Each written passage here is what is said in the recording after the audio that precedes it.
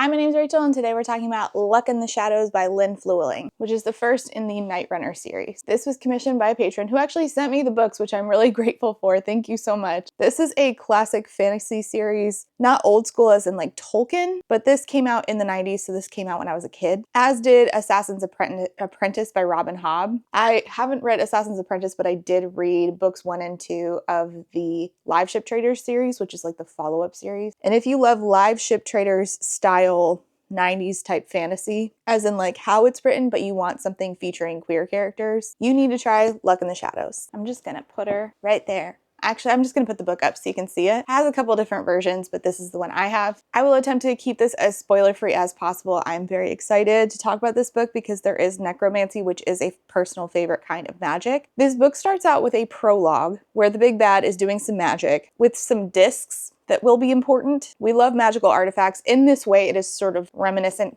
kind of the Live Ship Trader series, which also has like magical artifacts specifically from a particular kind of wood, if you know, you know. That was some of the most just original creative writing from Robin Hobb, from anyone, but like Robin Hobb really did something special there with wizard wood. So we love magical artifacts. Except in Fourth Wing, yeah. So then this big bad in the prologue orders a bunch of people to be killed, as, you know, they do, little murder, starting off strong with the evil. Then we switch over to one of our main characters, Alec of Carey, who's a 17-year-old. He lives in the forests of the nation's called Scala. His dad's dead, he's kind of on his own. He is captured and imprisoned and falsely accused of being a spy. He's held in like this lord's dungeon. He's been tortured, he's been questioned, and then in the prison, he's put in a room in a cell with 2 dudes, which have the most high fantasy names you'll ever hear, possibly. Morden Swiftford and Roland Silverleaf. Ultimate fantasy name off over here.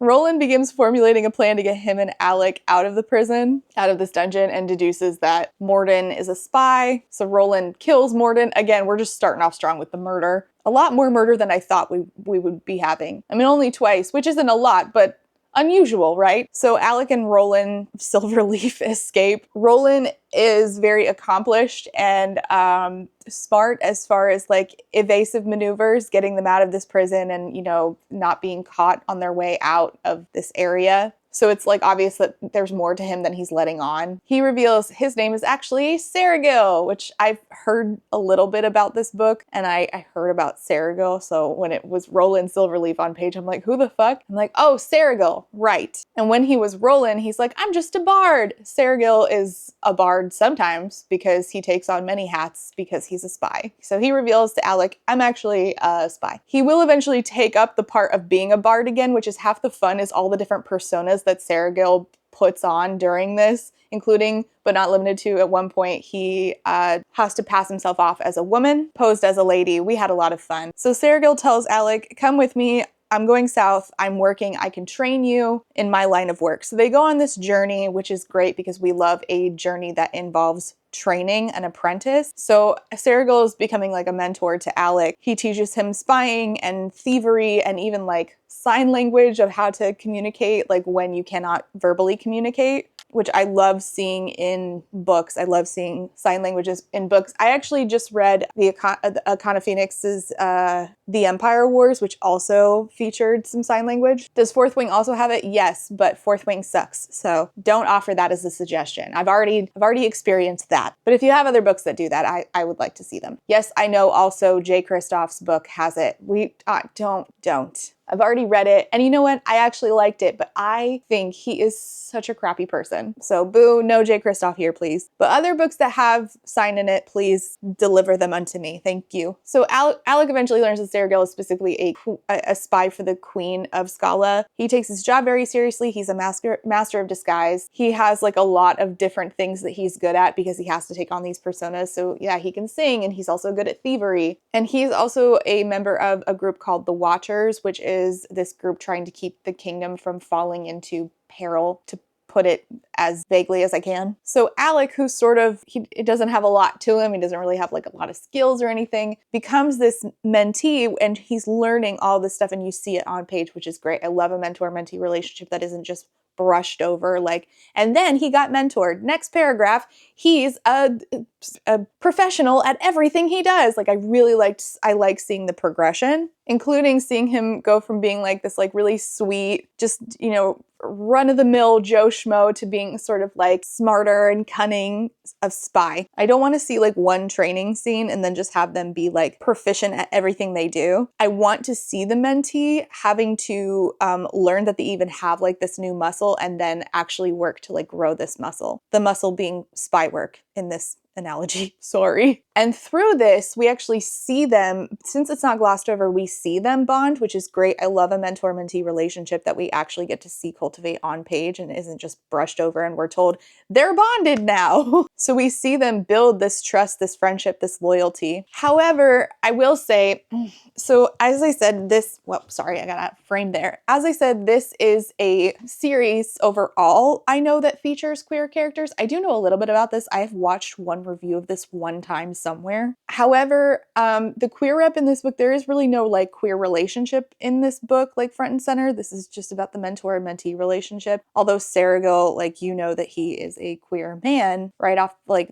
that's, you know, alluded to several times. And it even says that he has a friend who he really had strong feelings for, but unfortunately the guy was already taken and it just didn't work out between them that they could be together. Anyway, spoilers for the next book that I know that this is, or maybe it's the book after. I know this is going to happen at some point in this Night Runner series. So spoilers until this timestamp if you don't want to hear what's going to happen as far as like the queer relationship goes. I know that the relationship later in the series is between Serigal and Alec. I don't know how I feel about that after just having read this first book. It's not present at all in this book. They are just friends, but with their dynamic now, I would feel bare minimum like it's a power imbalance. Serigal, even if he's technically a different race, he's Orin Faye, he's not human. He's technically in Orin Faye years, like human 25. Alec is still 17. So he's much older than Alec. Either way, whether we're talking about Orin Faye years or human years,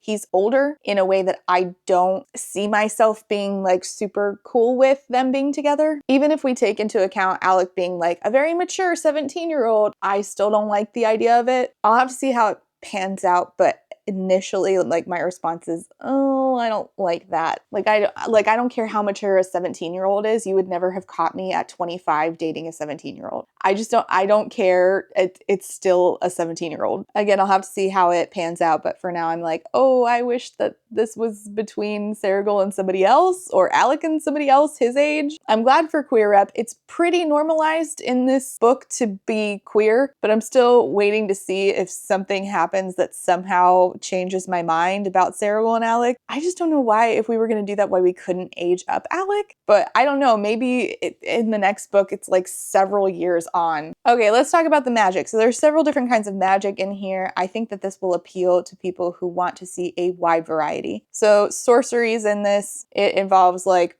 you know, manipulation of magical forces to achieve specific effects, casting spells, illusions. One time Alec ends up in the body of an animal. There's also necromancy. So this is a darker branch of magic, it normally is, that deals with, in this book, like death and spirits and manipulation of dead people. In this world, necromancy is seen as like very taboo. It's associated with evil. It's widely feared. It can be punishable by death. It's sort of seen as inherently evil, which I hope that we'll sort of see some nuance to that later. We encounter Lord Martis, who's a bad guy, like right from the jump. He's in the prologue. And he is supposed to serve as an example of how necromancy is like a corruptive power, corruptive. It can corrupt you. His use of necromancy is because he's very ambitious, but has very twisted ambition. I love when necromancy gets used as a metaphor for corruption. And so I'm excited to see it here. I honestly could have gotten more Lord Martis page time. Like, this is a pretty long book and I would have preferred to see him more. But then again, I am a sucker for necromancy. So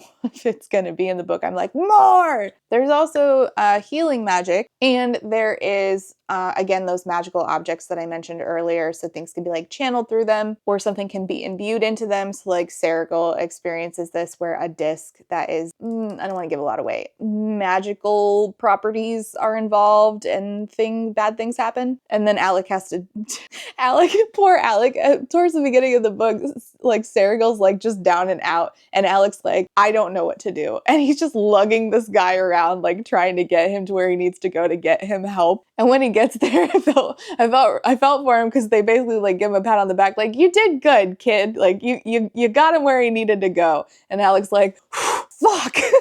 This is Alec in the beginning of this book is me if I were in a fantasy world. In the I don't know what the fuck I'm doing. Somebody trained me in something. There's also magical creatures, which is cool. And of course you can also get turned into an animal, which is hilarious. So Sergil himself possesses like a degree of magical ability, obviously, but he's more of a rogue, more of a spy, which is great. But when he is doing his spy work, he does have to use like his magic a little bit. He is, you know, using disguise as a tool. So magic does come up a little bit in Sergil's line of work. And at the beginning of the book, Alec is thought to not really possess much of anything as far as like school tools and skills. But it's hinted at pretty early on that there's more to Alec than Alec seems to know, and Sergil kind of catches on to this. And so he's going to learn more about like what magical abilities he might possess as the story goes on. So if you read this, you might want to try Mask of Mirrors, which has a little bit less magic to it. But if you were liking the idea of like covert espionage, dressing up as somebody else, doing like, although in Mask of Mirrors, Ren is not doing it for any like altruistic reason like Sergil is. She is not a spy for the Queen of Scala. Ren is just trying to do stuff for Ren and her family, her found family. But if you liked that, if you liked the idea of like, you know, rogue covert espionage kind of stuff, then you might try Mask of Mirrors if you like this, or vice versa. But this one does have more magic in it, and I like that magic in this, like Once Upon a Time, magic comes with a price, dearie. Like this, there's that underlying thing of like magic comes with a cost. There's also like limitations to the magic, which is good. That's something that I often ask, like in Fourth Wing, that I keep bringing up to make fun of. Something I'm always asking is like, okay, what's the limit of this? Which is something that I really think you have to establish if you're building a high fantasy. I mean, if you don't have to, I'm trying to make sure that I tell y'all that everything I say is very subjective, and if you're writing for a reader like me, then you'll want to explain these things. If you're writing for somebody who doesn't look for those details and fixate on them, then I don't know, write whatever the fuck you want. There are limits to what magic can achieve in this world. Using magic takes like knowledge, skill, sometimes sacrifice. And I like that I don't know everything about the magic in this world, that I'm still like building that understanding by the end of book 1, which is good. And I am interested to continue with learning about it, which is good. There's also different cultures in the world of Scala, so different cultures are going to react to magic used in different ways. And there's different like political climates and stuff. So this is weaving together like not just magic, but and not just like, you know, doing queer rep on page in the 90s, which is amazing, but it's also doing like political fantasy, spy work fantasy. I think if you're looking for a solid fantasy with like queer rep, a variety in its types of magic, a fun and sarcastic main character in Sergil, then you'll like this, especially if you are a Robin Hobb fan. That said, I did give this a 4 and not a 5. The reason why is because of the same reason that I struggled with Robin Hobb, and why I didn't continue on to the last book, because it just takes me so goddamn long to read them, and I find it a little exhausting. This was a trend in the 90s where we are doing a lot of meandering. There is a lot of overwriting. In my opinion, there are instances when the writing is just utterly dumping exposition in your lap, with characters explaining things that in a way that feels very unnatural. It really disrupts like the flow of the narrative, the flow of the reading experience. It makes the story feel like you're on a guided tour of the world, and I don't do guided tours most of the time. I just want to experience things in my own way. And instead of feeling like a natural unfolding of events, it feels like I am in a history class. But also we tend to have these scenes that are overly long for no reason. We're doing a lot of what feels like a hamster on a wheel. We're just going and going and going, and we're not getting anywhere. The early chapters in Luck in the Shadows are focused on introducing the characters and setting up this world, which was so long. For no reason. I do, though, prefer like immediate action. I do prefer a story that hits the ground running, which is why, again, I had a lot of fun with Mask of Mirrors. I felt did that. Another example is An Ember in the Ashes is one of my favorites, although Mask of Mirrors is adult, Luck in the Shadows is adult, Ember in the Ashes is young adult. Another one that is, again, young adult that I just read that really hits the ground running is, again, The Empire Wars by Akana Phoenix. That really hits the ground running. I had Carlos start it and he's like, oh, so we're just going in. It's almost like being woken up in the morning and then just thrown into an ice bath without any preparation. It's like, all right, we're doing this. But unfortunately in Luck in the Shadows, the pacing is very inconsistent. There's really cool stuff happening and then long stretches where we're just doing a lot of the same thing over and over, a lot of exposition, which is the same issue I took with Robin Hobb. We're just going on so long. And we really could have wrapped up things more concisely, which is actually how I feel about my videos, my own videos when I'm editing them. But I don't have an editor for my scripts. It's just me here. And I also felt like while I was enjoying the characters, nothing that happened was surprising. Whereas in Mask of Mirrors, like every twist and turn, I was like, what the fuck? Or another book that I like that's high fantasy, adult high fantasy, is Robert Jackson Bennett's Lachlan's series. This has so many twists that I also feel like this sort of hits the ground running and then does a really good job of explaining like the world to you in a way that feels very fluid and natural and doesn't like take your attention off, although a lot of people disagree with me on that. So I don't know. I said recently, like I like plain Cheerios and people hate those. Like I'll eat them without milk and other people hate them. So maybe my taste is shit, I don't know, but my taste is my taste nonetheless. So this is not really going to provide the level of unpredictability that I have come to love in my favorite fantasy books that I give 5 stars to, like Foundry Side and like Mask of Mirrors. It is not a compulsive page turner the way that I feel like those books are. It's more of a meandering, take your time kind of story in the same way that I felt about Tolkien, but like with The Hobbit is quite short. Like that wraps up fairly quickly, even though we're going on a very long journey. And you might also struggle with this if you don't love Serigal and Alec, which I did. I loved them on their own and their dynamic. They really felt like real people to me. If you don't love them, there's no like side characters that I really feel are going to carry you through this, especially like not any women. Like at this point, weeks after having finished this, I remember the characters, but outside of Serigal and Alec, I don't remember anybody's names. I don't remember anybody's name. I'm like that one guy and his wife and their daughters, I can't remember their names. Oh, and Lord Martis, who uses like necromancy, but he has like an assistant. What? Assistant to the villain?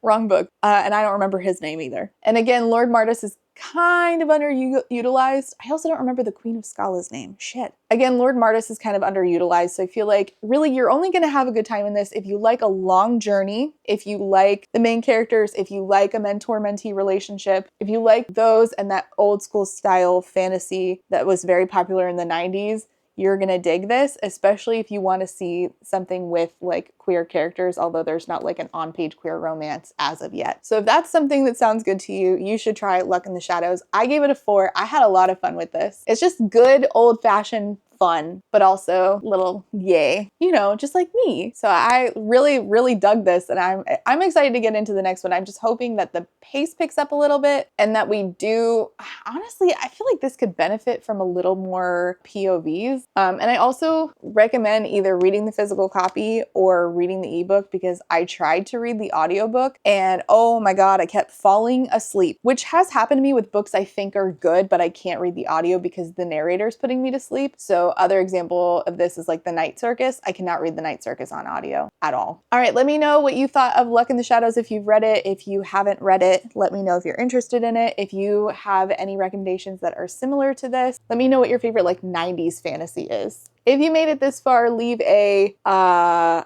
don't know, what did we talk about today? Necromancy? We talked about different kinds of magic. Let me leave a emoji that corresponds with your favorite kind of magic down below if you made it this far. Okay, thank you so much for watching. See you next time. Bye. And before I go, I have to say thank you for being a friend to my Therapy Bells patrons, and those are Alexander, Ashley H, Astra, Astrid, Brittany Bobitney, Call Me Kodiak, Cami, Choco's Trash for Japanese Mysteries and Thrillers, Chris the Horror Therapist, DJ Rocktopus, EK Casey, Ellie, Emerald Dodge, Aaron with 2 E's, Eric, GalaxyBot, Jess, John E, Julie D, K, Kaleno K, Casey McKenzie, Quinn, Lady Kittybug, Lady Chips, Lemon Jelly, Lex, Lily B, Max B, Mindy, Mommy Zami, Alice, Panoramic Demon, Peggy Lou, specifically Peggy Lou, I'm a Creep Who.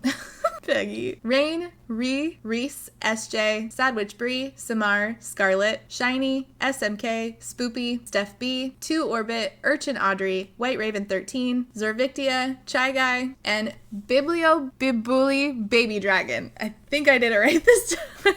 Thank you all so much for being here. And thank you for being a friend. And before I go, I also have to say thank you for being a friend to my Potato Starch Marxist patrons. Those are Alejandra. Alicia is reading that Ethan book and screaming, "Oh my God, Alicia, I know. It's so good. I know. Althea, Amanda D, Andy, Angelica, Artie the Ninth, Ava, Ballads and Bookends, Beck, Blake Lemon Pants, Blythe Lavender, Bookish Brain Rot, Bookish by Jenna, Bree, Kate, Caitlin, Cardinal Ginger, Carlin, Carly, Casper, Kate W, Catherine, Kathy, CJ, Claire Online, Colleen, Corwin, Cosmic, Darius, Danielle, Darren, Desiree Michelle, Dilf Enthusiast, Dorian, Dorothea, Drive By Thinker, E.T. Cosgrove, Ebby, Emily A, Emma Kingsbane, hell yeah, I know that's a Furyborn reference now and I'm so happy. Aaron, Ezra Moon, Fiona, Francis, Gadarn, Hannah C, Harpy Kuro, Ilianaka, JM Tennant, Jay is on Olympus, Jelly V, Jen Michelle, Genderqueer, Jenny G, Justice Sue, Jill, Jojo Bookish, Juicy Wizard, that's a good one, Kat H, Catherine, Katie, Kaylee, Kayala, Kendra, Kitten, KMTV, Laughing Cat Dog, Lauren G, Lazarus Ray, Library of Scars, Jesus, Lindsay M, Lisa B, Lisa L, LP, Lou Siri, Lustful Octopus, Martin, Maddie, Madison, Man Eating Plant, Marcella, Marquita, Megan, Malara, Mentally Unwell, May, Molly, Never, Nicole G, Nicole R, Nemeska, Nyan Binary, Paige P, Penelope, Penny Chilling, Foxglove, Pandemonium, Queen Cereal, Rachel B, Reba, Rebecca R, Ronnie, Rosie Thorns, Rowan, Secoria, Saintbringer, Sakialume, Samantha O, Sammy, Sarah H, Sarah the Bear, Sarah Z, Shamed, Shannon, Sean, Sisette, Sophie, Talia, Tiana, Trashcan Teddy, Triple M, Tito Phoenix, and Writer A. Thank you all so much for being here and for being a friend.